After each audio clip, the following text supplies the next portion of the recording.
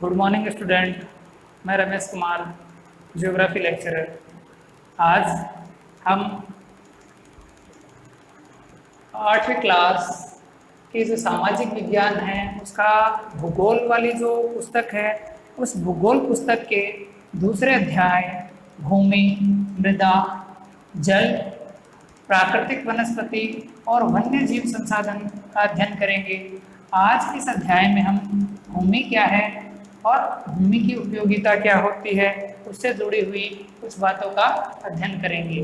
इससे पहले हम भूमि उपयोग की एक बात पिछले वीडियो में एक कहानी के माध्यम से देख चुके हैं, जिसमें पीटर और माम्बा दो बच्चे हैं और अपने अपने स्थानों की उनकी जो जीवनचर्या है वह किस कारण से परिवर्तित है। तो सबसे पहले हम देखते हैं भूमि क्या है। तो भूमि है सभी महत्वपूर्ण जो प्राकृतिक संसाधन हैं, हमारे सभी महत्वपूर्ण प्राकृतिक संसाधन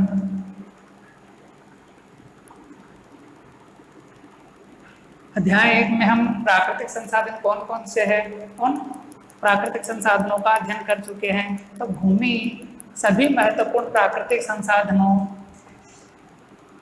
में से एक महत्वपूर्ण संसाधन है।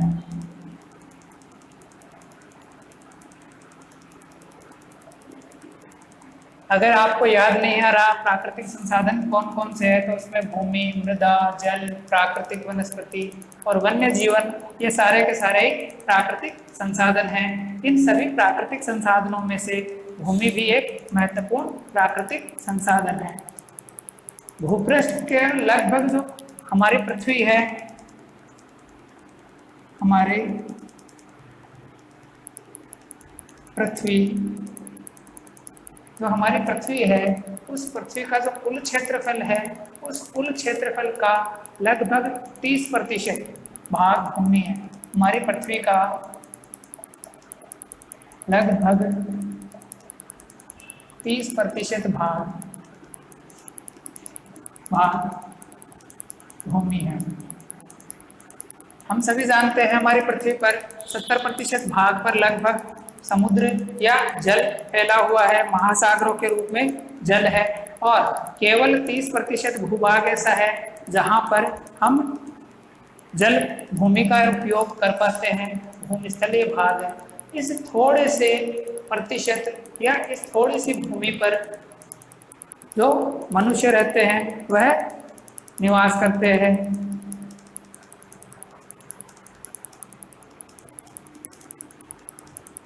इस थोड़े से स्थल भाग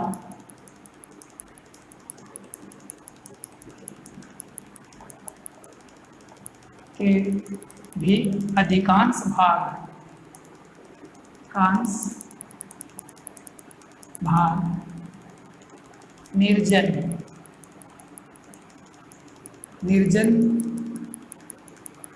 एवं विरल जनसंख्या वाले क्षेत्र हैं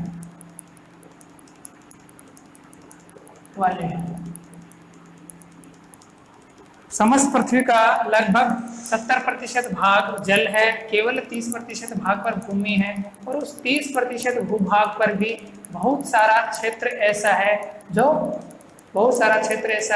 जहाँ पर जनसंख्या नहीं पाई जाती या बहुत ही कम जनसंख्या है। इसके पीछे इसका जो प्रमुख कारण है वह है भूमि एवं जलवायु के लक्षणों के कारण। प्रमुख कारण क्या है? भूमि एवं जलवायु के लक्षणों के कारण भूमि का अधिकांश भाग जो है वह जल विहीन है। विश्व के विभिन्न भागों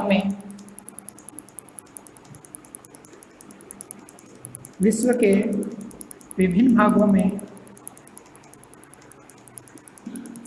भागों में जनसंख्या का जो वितरण है, जनसंख्या का जो वितरण है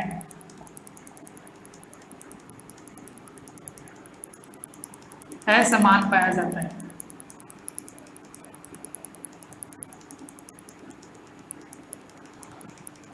विश्व के विभिन्न भागों में जनसंख्या का जो वितरण है वह असमान पाया जाता है। वितरण का तात्पर्य फैलाव होता है बच्चों।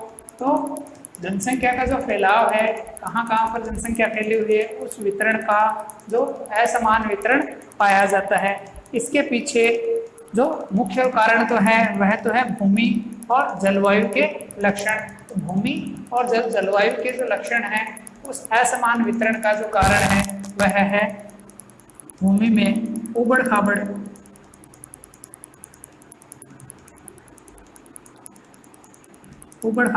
धरातल। किसी स्थान पर ऊंचे है, पर्वत है, किसी स्थान पर पठार है, किसी स्थान पर नदियां है, तो किसी स्थान पर मैदान है। तो यह उबड़ खाबड़ धरातल जनसंख्या के वितरण का एक प्रमुख कारक है। इसके अलावा जो पर्वतों के तीव्र ढाल है, पर्वतों के तीव्र ढाल, उबड़ खाबड़ धरातल, पर्वतों के तीव्र ढाल, ठीक है, और जलाक्रांत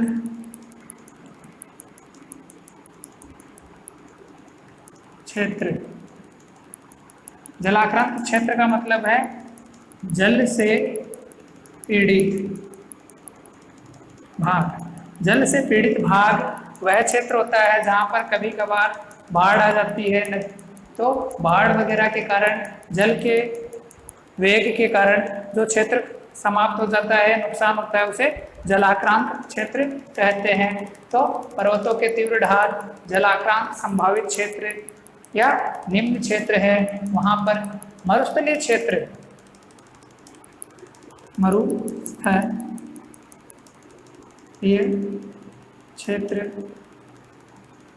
मरुस्थलीय क्षेत्र ऐसे क्षेत्र हैं। मरुस्थलीय क्षेत्र सघन वन क्षेत्र, सघन वन क्षेत्र, ये सभी क्षेत्र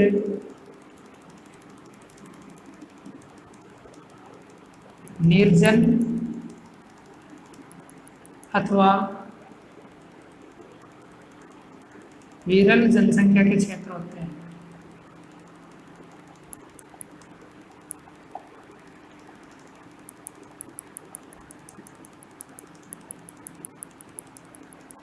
पृथ्वी का जो 30% भाग भूमि है, उस भूमि का भी अधिकांश भाग निर्जन है। उस निर्जन होने के का कारण है भूमि और जलवायु के प्रमुख लक्षण।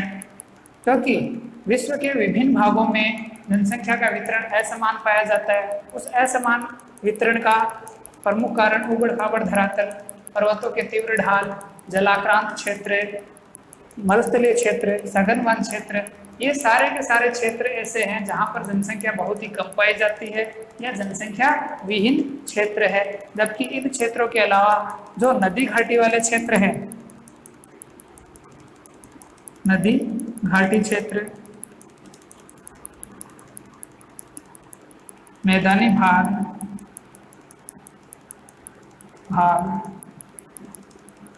मैदानी भाग सघन जनसंख्या के क्षेत्र होते हैं।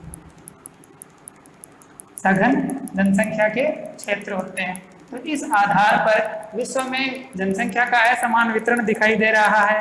एक तरफ तो जो जनसंख्या है, इन क्षेत्रों में सघन जनसंख्या पाई जाती है और इन क्षेत्रों में जनसंख्या विरल पाई जाती है।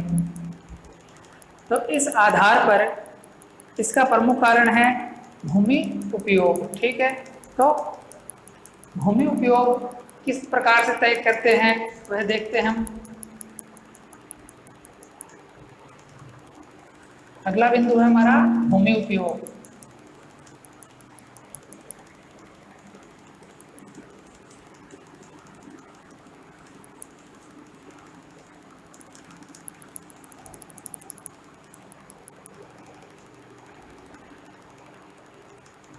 भूमि उपयोग।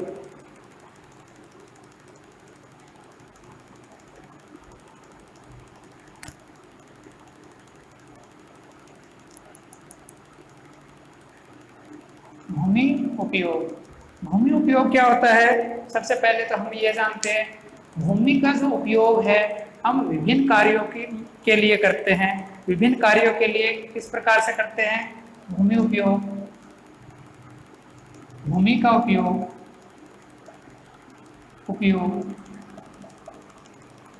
हम विभिन्न कार्यों के लिए करते हैं।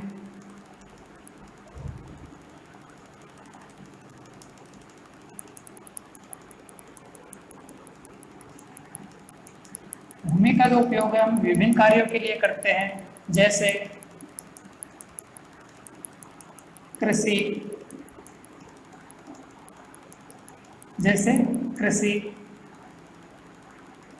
खनन, सड़क। कृषि का मतलब आप सभी जानते हैं, खनन का मतलब होता है भूमि के गर्भ को खोदकर वहां से धातु या अधातु या अन्य संसाधनों का निष्कर्षण करना, निकालना खनन कहलाता है। तो भूमि का उपयोग कृषि, खनन, सड़क, उद्योग,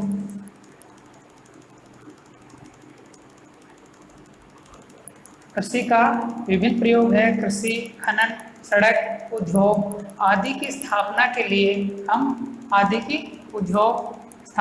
लिए हम भूमि का उपयोग करते हैं। आदि की स्थापना के लिए सामान्यतः भूमि का उपयोग किया जाता है।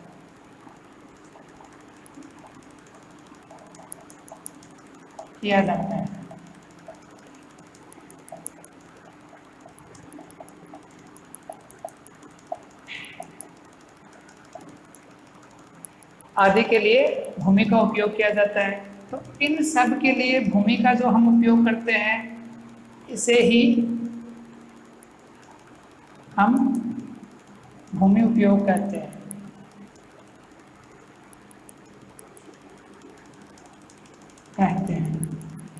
इसी को हम भूमि उपयोग कहते हैं। इससे पिछले वीडियो में आपने ये जो पीटर और मांबा है उनके भूमि उपयोग का प्रारूप आपने देख ही लिया था। ठीक है, भूमि उपयोग उन दोनों कहानियों के आधार पर हम देख सकते हैं कि भूमि का जो उपयोग है उस उपयोग को कुछ कारक निर्धारित करते हैं। भूमि उपयोग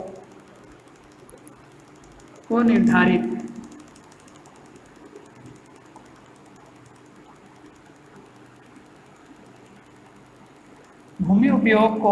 निर्धारित कुछ कारक भूमि उपयोग को निर्धारित करते हैं कि हम भूमि का कौन कौन सा उपयोग कर सकते हैं और कौन कौन सा उपयोग नहीं कर सकते। तो भूमि का जो उपयोग है उस भूमि उपयोग को निर्धारित करने वाले प्रमुख रूप से दो कारक है। पहला भौतिक कारक और दूसरा मानवीय कारक।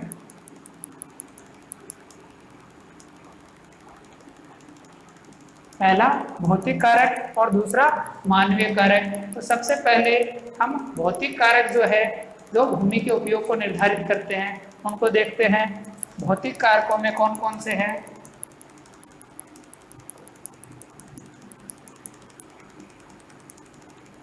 भौतिक कारक में सबसे पहला स्थलाकृति। स्थलाकृति इसका मतलब है भूमि कैसी है, उस स्थल की आकृति कैसी है, पठारी है, पहाड़ी भूमि है, मैदानी भूमि है या समतल है अथवा रेगिस्तानी है। भूमि की जो स्थल की आकृति कैसी है वह निर्धारित करती है भूमि का उपयोग किस प्रकार से किया जा सकता है। जैसे अगर मैदानी भूमि है तो वहाँ पर गहन कृषि की जा सकती है, जबकि अगर पठारी भाग है तो वहाँ पर खनन कार्य के उपयोग में भूमि ली जा सकती है।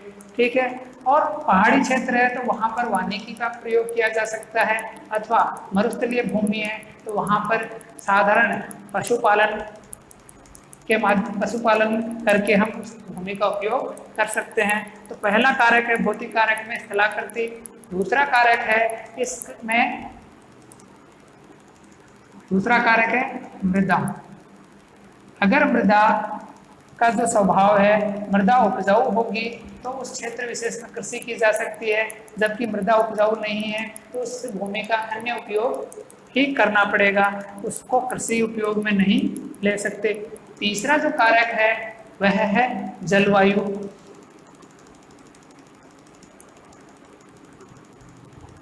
उपयुक्त जलवायु में भूमि का उपयोग अलग होता है, जिसे कृषि कार्यों के लिए हम उपयोग कर सकते हैं, और अनुचित जलवायु में भूमि वीरान या निर्जन भी हो सकती है, तो भूमि का उपयोग तब तय होता है। इसके अलावा चौथा कारक है खनिज। खनिजों की उपलब्धता भूमि के उपयोग को निर्धारित करती है। इसके अलावा पांचवा भौतिक कारक है वह है जल की उपलब्धता। तो ये 5 कारक है जो भूमि उपयोग को निर्धारित करते हैं या उसमें किसी प्रकार का परिवर्तन करते हैं। तो ये 5 कारक है स्थलाकृति, मृदा, जलवायु, खनिज और जल। इसके अलावा मानवीय कारक जो दूसरा है, ये भौतिक कारक हो गए, ये मानवीय कारक।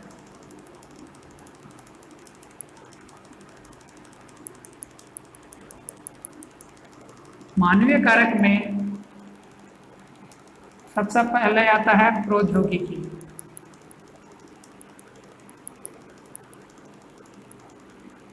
सबसे पहला है प्रौद्योगिकी। मानव के पास भूमि उपयोग करने की कौन सी प्रौद्योगिकी है, उस प्रौद्योगिकी के आधार पर वह भूमि का उपयोग तय करेगा।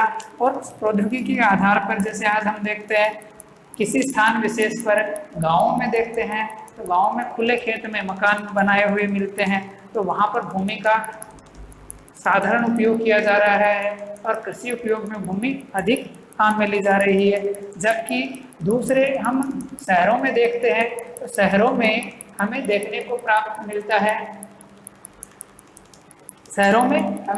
मिलता है कि वहाँ पर छोटे से भूभाग पर कई बहुमंजिला इमारत या बहुमंजिला इमारत बनाई हुई है।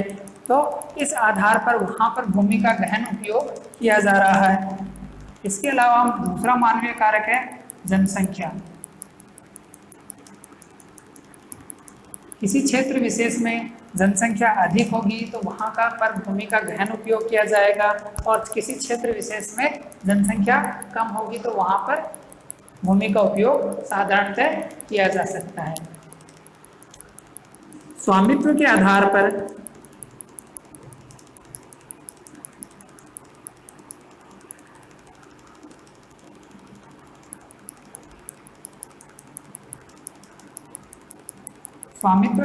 पर भूमि को 2 भागों में बांटा जाता है। भूमि को 2 भागों में बांटा जाता है में वर्गीकृत किया जाता है। पहला है निजी संपत्ति,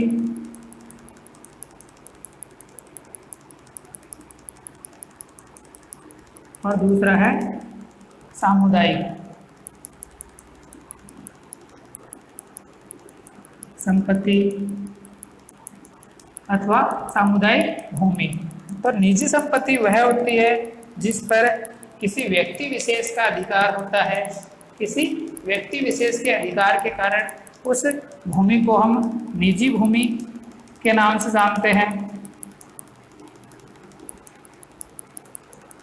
निजी भूमि है उस पर किसी व्यक्ति विशेष का अधिकार होता है, किसी परिवार का अधिकार होता है, जिस पर वह व्यक्ति या परिवार उस भूमि का जैसे चाहे उपयोग कर सकता है। इसके अलावा तो दूसरा है सामुदायिक भूमि।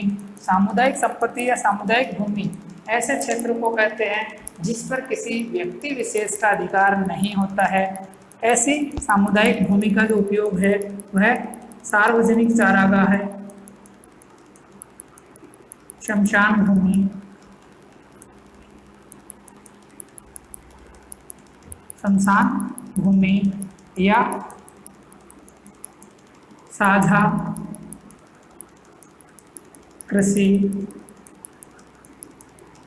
या गांव की पंचायत है या गांव के लिए स्कूल भवन है या ऐसी विशेष इमारतों या विशेष उपयोग में ही गांव की जो सार्वजनिक संपत्ति है उसको काम में लिया जा सकता है, क्योंकि इस संपत्ति पर किसी एक व्यक्ति विशेष का अधिकार ना होकर इस पर पूरे समुदाय का अधिकार होता है।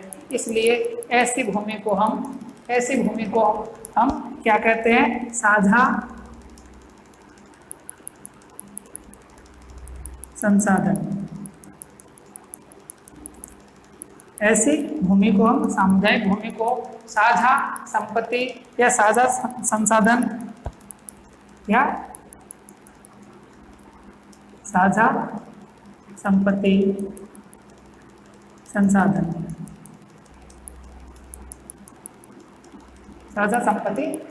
भी कह सकते हैं। जनसंख्या की बढ़ती हुई जनसंख्या के कारण भूमि की निरंतर मांग बढ़ रही है और उस निरंतर बढ़ती हुई मांग के लिए भूमि की उपलब्धता निरंतर कम हो रही है, धीरे धीरे कम हो रही है। इस वजह से कई लोग ऐसे हैं जो साझा संपत्तियों का उपयोग भी अपने फायदे के लिए कर रहे हैं और उस साझा संपत्ति क्षेत्र पर कृषि कार्य करने लग गए हैं। लोग नगरीय क्षेत्रों में जहाँ पर निवास करते हैं वहाँ पर जो कृषि भूमि थी उस कृषि भूमि पर भी मकान या आवास बनाकर उस कृषि भूमि का अधिग्रहण कर रहे हैं। तो इस आधार पर समय के साथ साथ जैसे जैसे जनसंख्या बढ़ रही है उस आधार पर या प्रौद्योगिकी परिवर्तित हो रही है, उस प्रौद्योगिकी के आधार पर भूमि की जो उपयोगिता है और भूमि उपयोग है वह भी परिवर्तित हो रहा है। नगरों में जैसे जैसे जनसंख्या बढ़ रही है वैसे वैसे भूमि का जो उपयोग है वह भी परिवर्तित हो रहा है। इस परिवर्तन की वजह से कई समस्याएं भी सामने देखने को प्राप्त हो रही है और भूमि के साथ भूमि का जो प्रतिरूप है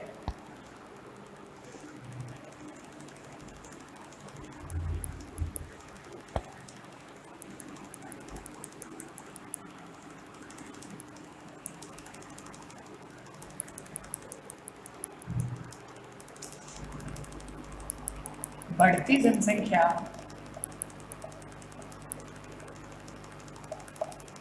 के कारण भूमि उपयोग प्रारूप में परिवर्तन।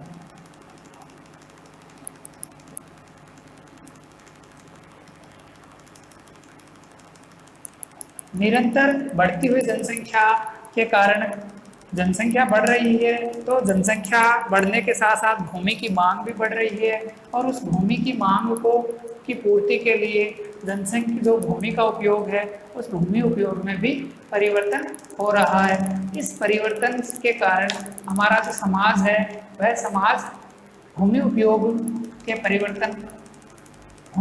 परिवर्तन से कई समस्याएं भी क्रिएट हो रही है। भूमि उपयोग परिवर्तन से कुछ समस्या क्रिएट हो रही है जो है भूमि का निम्नीकरण,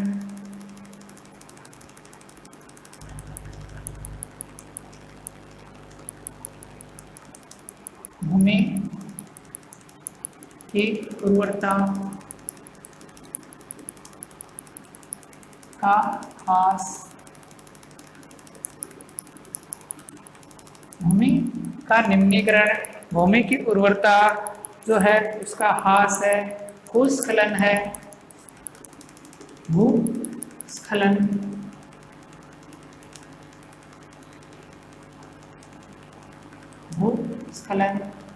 मरुस्थलीकरण,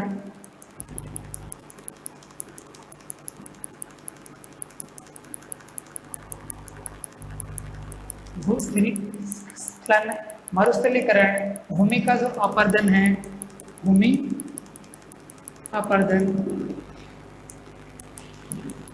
इस प्रकार की कुछ पर्यावरणीय समस्याएं हैं वह सामने आ रही है।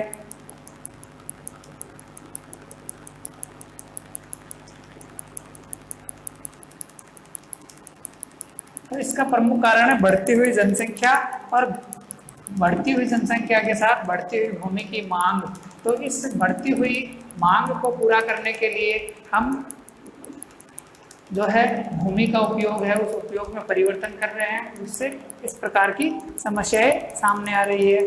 आने वाले जो अगली क्लास है, अगली क्लास में हम इन समस्याओं के बारे में विस्तार से चर्चा करेंगे।